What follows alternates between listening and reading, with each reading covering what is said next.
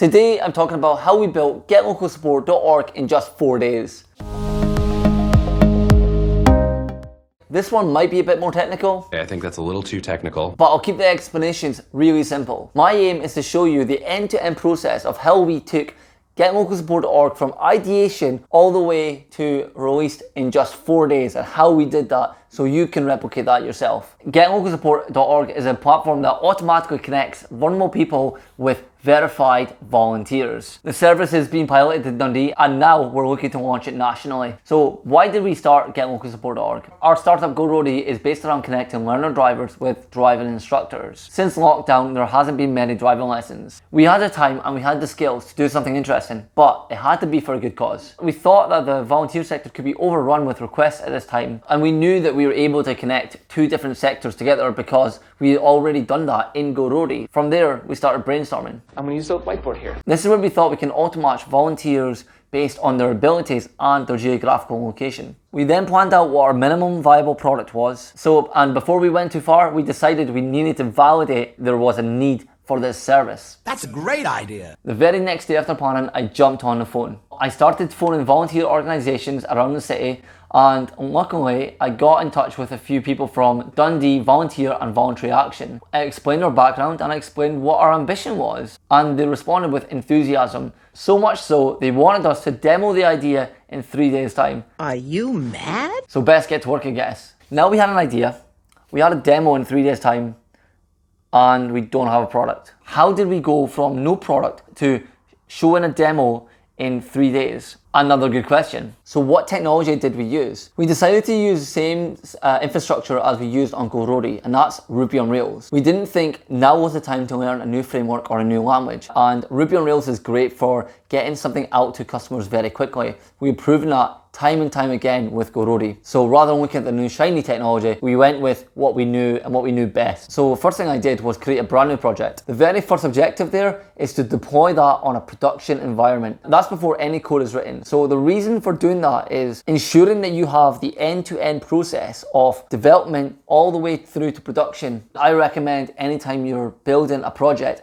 ensuring that you have that end-to-end process in place at the very start that will allow you to use techniques like continuous integration and continuous deployment. Those are really technical terms, and I can dive into those another day if people are interested in hearing me talking about them. Now we have a website that's on production. The next thing we need is a core infrastructure, database, assets, and connection to an email server so we're able to send emails. So if we get all those three things in place, we've got a full service there and ready to go for what we need. We needed to be able to store data in a database, both on production and on development. That's the next thing I did. As there's plenty of resources available online for Ruby on Rails, it was very easy to set up a local database. Same with production. AWS S3 buckets are used for our assets. AWS RDS is used for our MySQL database. Heroku is used for our web server, and SendGrid is used for our email server. Once we had the full end-to-end technical infrastructure in place, my business partner Barry spent time building a friendly design with a clean aesthetic, with large text and large buttons,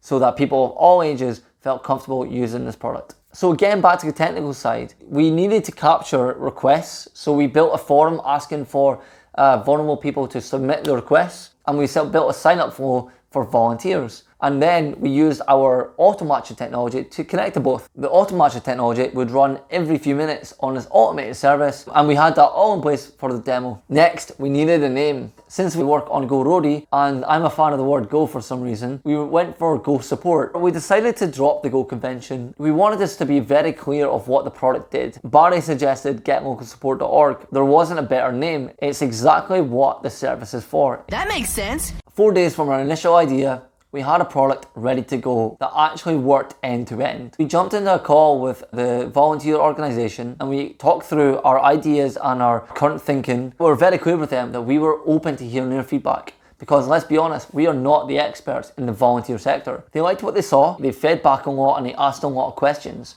They came up with an idea to give volunteers permissions for certain activities so they can manage that in an admin dashboard. We loved that idea, so much so we actually implemented an entire permission system the very next day for them. We then kept demoing every 3 days, showing the progress until we got ready for our release. GetLocalSupport.org is now available. For me, the key lesson here for budding entrepreneurs is not to get fixated on technology. Choose a language and choose a tech stack that you feel comfortable with in order to build your product. Having an idea that can be built quickly and validated quickly is far more important. You want to gain feedback from your customers as early as possible. Unlike our first startup, this came up with the idea, booked a demo, then built a product, which is a much more lean approach to product development. As I always say, validate quickly, fail fast, and learn lessons. I want to say thank you to Dundee Volunteer and Voluntary Action for helping us out, building this product and shaping it to what it is today. We're really proud that we managed to get this product built so quickly and released, so we're helping hundreds of people across Dundee and Tayside, and we can't wait to be helping others across Scotland very soon. Thanks for your time again, and I hope you enjoyed watching this video. If you like the format of me doing a deep dive, let me know in the comments so I would do more in the future. As always, stop starting, start finishing. See you again next time.